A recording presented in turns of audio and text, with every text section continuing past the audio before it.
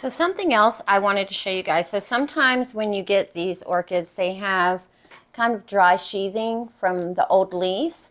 If you can take them off safely, I suggest taking them off because that will allow just more space for roots to come through. If it's going to damage any of the roots in the area, or it's going to affect the stabilization of the stem itself, then just leave them alone, because I've lost a couple of orchids by messing with them too much. Okay, so this is all I'm going to do as far as her root cleanup, and you can see there's still some media left on her roots. I'm going to take her now and rinse her under the sink after I spray her with some hydrogen peroxide to kind of seal off any wounds. And then we will be back, kind of see what we've got left, and then get her in a pot.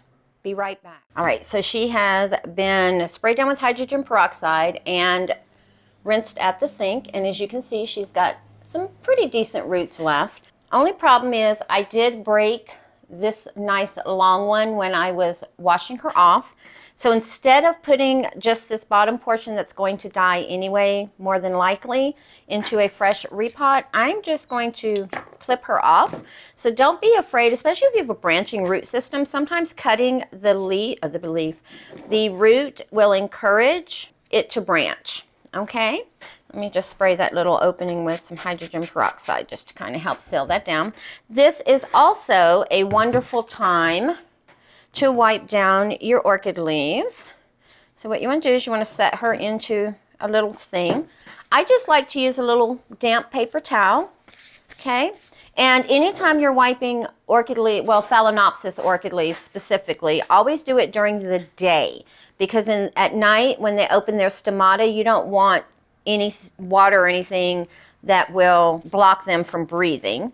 So I just take and I start on the top leaf, and I go and just wipe it and just work my way down. And it's just a gentle wipe. You're not having to scrub it. Like, you just gently wipe it off. And I always support it at the bottom just to keep the leaf from breaking. Okay.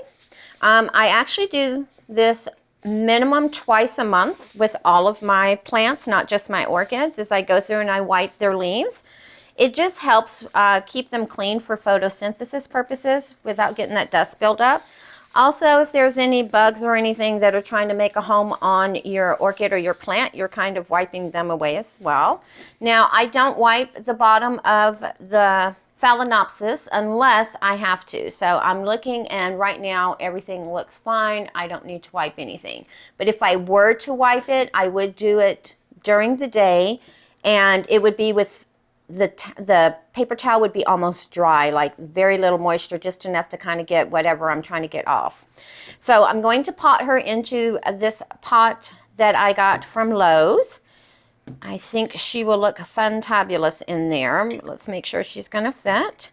So you can put your orchid in the way that I just did, just kind of wiggling it like that. Or sometimes you have those orchids that just, their roots are just so much, you can just take, and as you're twisting your pot, you can just kind of lower them in that way as well. Okay, so it's just kind of however you feel like it works best for you. Let me move that out of the way and get our mix. So I'm putting her into a large bark perlite mixture. No moss in this one. Let's see, that's some of the older stuff. I do still have the rock, just in case I still need to stabilize her. And she did have a bottom leaf right here that, again, in the process of washing her, I wasn't paying attention. I cracked it. So I just went ahead and took it off. I mean, it was it was a small leaf, so she has enough left for her photosynthesization. I don't even know if that's a word. It is now. All right, I'm just going to put a bit of media at the bottom, and then let's put Our Lady in. I do want this one here. Let me get it out from in between everybody else, because I do want this one to kind of circle at the bottom. This nice long one here. So let me put it in first so it can circle. All right, and then there we are. We just kind of, again, twist her a little bit, and then I'm going to use a bamboo skewer, and I'm just going to kind of spread the roots around just so they're not all in one spot. There we go.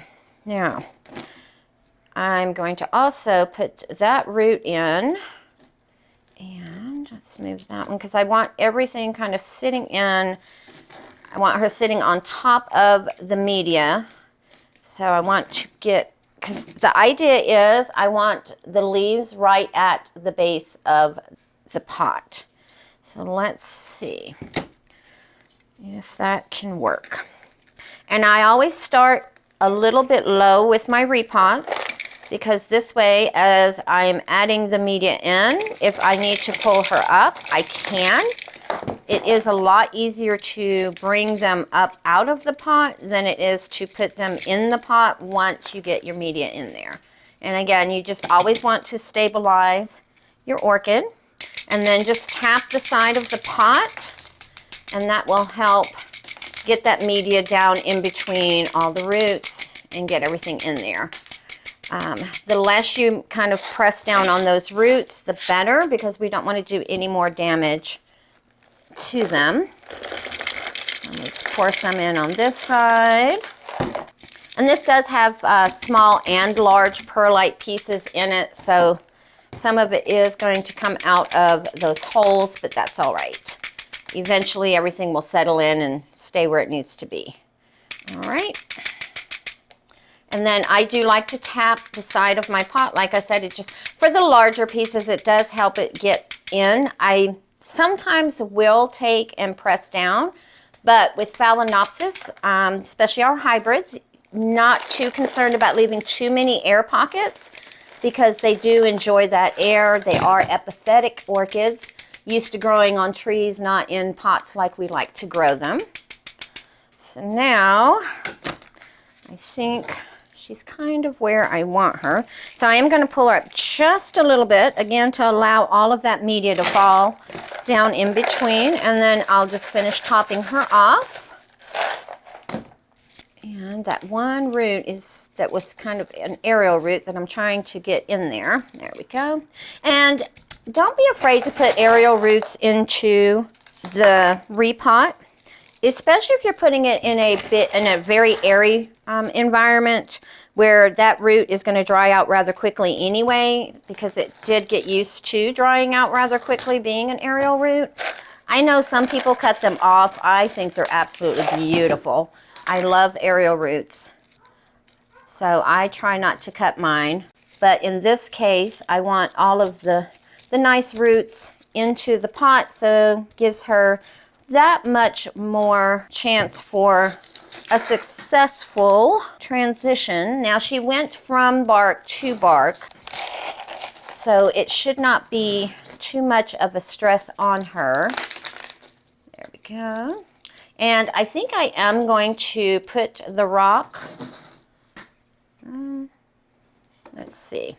Let me see if that'll even make a difference if I just kind of set the rock in front of her a little bit, just until she stabilizes a little bit more. Yeah, I think I'm going to do that. So what I did is I put the rock just right in front of her to kind of help stabilize her until she settles herself into the pot a little bit better. And then this way, when I pick her up to water her, she's not moving around too much. In a couple of weeks, she'll have settled herself in, and I'll be able to remove the rock.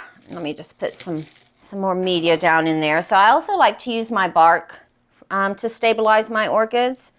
I know some people use stakes, and I do use stakes as well, but there's really nothing to stake her with. I did cut the spike all the way down and did not plan ahead to think that I might need that, seeing as she was already kind of a wobbly in the pot, and I had the rock there to begin with. But that's when you just go and you improvise. All right. I did forget to put my slow release fertilizer in there, so I'll go back and do that in a little bit. But I don't put them in everything. If I remember to put it in, I do, but I don't put it in everything. But with her being a big girl hybrid, they are heavier feeders than our regular orchids, so I may go back and do that. there she is, guys. So go ahead and leave in the comments below if you have a store-bought Phalaenopsis that you are going to be repotting this coming spring, or if you've got old ones that need new media freshening up. And like I said, with the Phal Lark Song, I might just take off just this top layer of bark and just give her some fresh bark so that it's a little closer, because as you can see, she's kind of growing away from the pot because those roots are pushing her out. It's not because she doesn't like the media. Eventually what happens, especially with Phalaenopsis, is as the plant is growing and the roots are getting larger and larger, it just starts pushing the Phalaenopsis out of the pot, much like your Paphiopedilums. Thank you again for coming by. Remember, leave comments, questions down below. Go ahead and give it a like, and we'll see you on the next one.